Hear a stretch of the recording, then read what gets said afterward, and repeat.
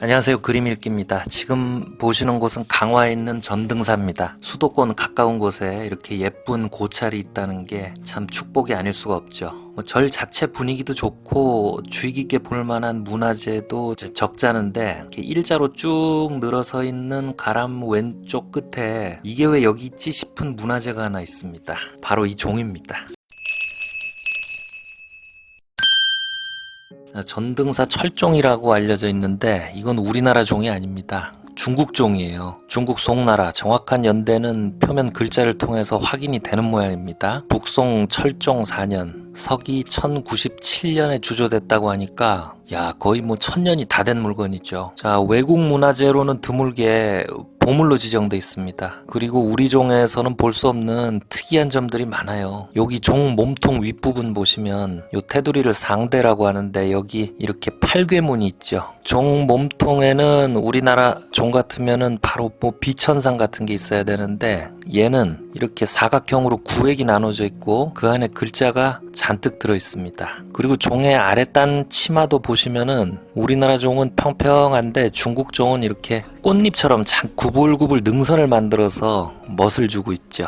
근데 여러분 이게 가벼운 것도 아니고 쇳덩이잖아요. 이 무거운 게 왜 여기 강화까지 와 있는 걸까요? 그런데 이런 게 강화에만 있는 게 아닙니다. 다른 데 더 있습니다.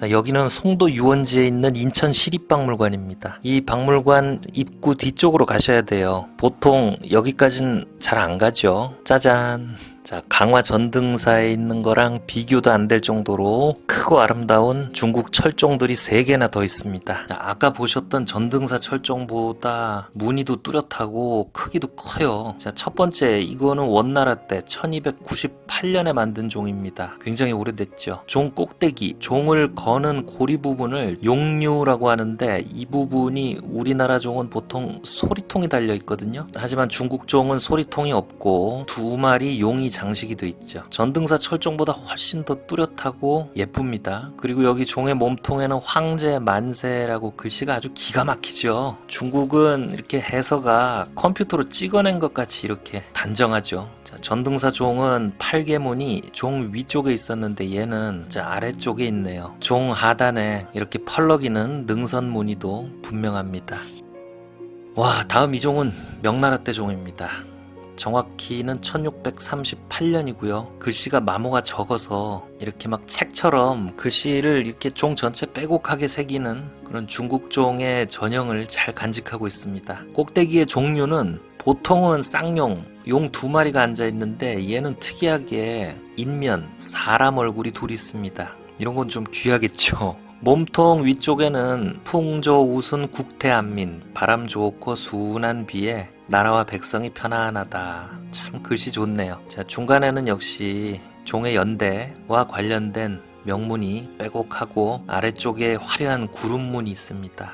국뽕이 아니라 전통종은 한중일 중에서 한국종이 제일입니다. 그렇다고 중국종 하나하나가 다 못났다고 할 수는 없습니다. 이런 종은 개별적인 예술품으로 그냥 바라보면 참 독특하고 아름다운 종이죠. 다음 종은 전등사 종처럼 송나라 때 종입니다. 크기는 2.5m가 넘습니다. 전등사 종보다 훨씬 크죠. 종 꼭지의 쌍용 조각이 굉장히 인상적입니다. 아래쪽에 운용문, 그러니까 구름하고 용의 문양도 아주 묘하죠. 글쎄요, 이거 걸작입니다. 자, 근데 왜 인천 지역에 이렇게 뜬금없이 중국의 귀한 철종들이 이렇게 널려 있게 된 걸까요? 자, 이 무거운 철종들이 무슨 사연으로 수천리 바다를 건너서 인천에 와 앉아 있는 걸까요? 자, 여기는 인천 부평입니다. 캠프 마켓, 규모도 13만 평, 여의도 5배 정도? 어마어마하죠. 자, 미군 기지가 있던 곳입니다. 자, 미군이 주둔하다가 2011년에 반환 결정되고 지금은 구역을 나눠서 이렇게 오염된 토지를 재독 중인데 2030년이 돼야 완전히 시민들 품에 돌아오게 된다고 하네요. 여기가 미군 기지가 되기 전엔 뭐였을까요? 바로 일제강점기 대규모의 조병창이 있던 곳입니다. 일본이 패망하면서 승전국 미군이 들어오고 자연히 일본군의 시설을 물려받은 거죠. 조병창이 뭐냐면 군대 필요한 물자를 모으고 만들어서 공급하는 군수 공장입니다. 일제는 1937년 중일전쟁을 일으키고 1938년 국가총동원법이라는 걸 발표합니다. 그리고 1941년 이 조병창이 만들어지죠. 일본이 뭐 잘나봐야 뻔한 섬나라인데 중국, 미국을 상대로 전쟁을 치르려면 그야말로 마른 걸레를 쥐어짜듯이 나라의 재물과 인력을 쥐어짰겠죠. 한반도 안에 있는 온갖 쇠라는 쇠는 다 뺏어다가 이곳으로 날라왔다고 합니다. 그것도 모자라서 아까 보신 종은 당시 일본군이 중국에서 걷어들인 쇠를 배에 실어서 산동을 거쳐 인천항으로, 인천항에서 철길로 다시 이곳으로 날라온 것들입니다. 그 아름다운 종들이 녹여져서 겨우 구구식 소총 따위로 만들어졌는데 전쟁이 갑자기 끝나는 바람에 운 좋게 창고에 남은 것들이 아까 보셨던 그 종들인 것이죠. 그런 예술품들이 녹아서 그냥 총이 돼도 상관없는 것, 그런 게 전쟁인 겁니다. 자, 끌려온 게 어디 뭐 쇠뿐이었겠습니까? 자, 요즘 강제징용 배상 처리 문제로 나란히 좀 시끄럽죠. 보통 강제징용, 징병은 일본이나 해외로 끌려간 분들만 얘기하는데 이런저런 이유로 전국 각지에서 끌려와서 한반도 내에서 강제 노동에 동원된 분들도 수없이 많습니다. 여긴 인천 조병창에 끌려온 분들만 해도 10,000명이 넘을 것으로 추산된다고 합니다. 자, 이 조병창 터의 일부는 지금 부평공원으로 조성돼 있고 이 공원에는 조각상 하나가 서 있습니다. 조각가 이원석 선생님 작품인데요.